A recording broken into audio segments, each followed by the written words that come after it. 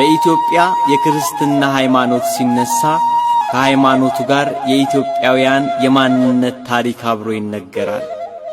ኢትዮጵያዊነት ኩራት፣ ክብርና ዝና ሲሆን ሕይወታቸውን ከክርስትና ሃይማኖት ጋር የተሳሰረው የአባቶቻችን ታሪክ ከኢትዮጵያ ታሪክ ቀድሞ ይዘከራል።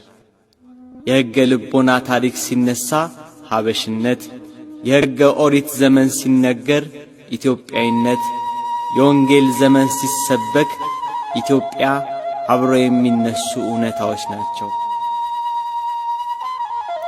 ነብር ዥንጉርጉርነቱን ኢትዮጵያ መልኩን አይለውጥም ያለው የመጽሐፍ ቅዱስ ቃል መሪ ሆኖ ይጠቀሳል። ኢትዮጵያዊነት ክርስትና፣ ክርስትና ደግሞ መልክ ናቸው። የማንነት መታያ፣ የሰማያዊ ሀገር መንገድ፣ ተስፋ የምናደርገው ርስት፣ ዘላለማዊ ሕይወት ነው ክርስትና። ክርስትና በክርስቶስ ደም ተመስርቶ በሐዋርያት መንገድነት ከዘመን ዘመን የተሰበከ የምስራች ነው። የአባቶቻችን ሀገር ኢትዮጵያ የክርስትና መዲና ናት። ክርስትናን በድርጊትና በቃል የሰበኩ ሐዋርያት ነበሩ አባቶቻችን። ዛሬ ድረስ ራትና ኩራት የሆነውን ቅርሶቻችንን የተውልን አባቶቻችን ነገሥታት ሰባኪያነ ወንጌል፣ ሐናጼ መቅደስ ነበሩ።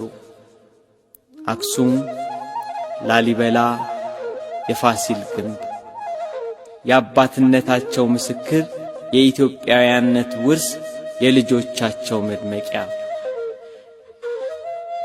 ከዘመናት በፊት በሆነ በአንድ የአባቶቻችን ዘመን እንዲህ ተደረገ።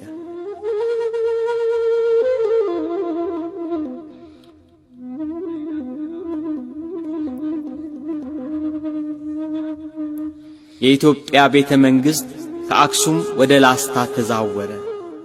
በዮዲት ጉዲት ወረራ ተደናግጦ የነበረው ሕዝበ ክርስቲያን በአደባባይ ለአምልኮ ተሰለፈ። ምዕመናን ከተደበቁበት እየወጡ ክርስትናን በአደባባይ ለማስተማር ተነሱ። በዮዲት የፈረሱትና የወደሙት አብያተ ክርስቲያናት፣ የተቃጠሉት መጽሐፍ መልሶ መገንባትና እንደገና መጻፍ ተጀመረ። የክርስቲያኖ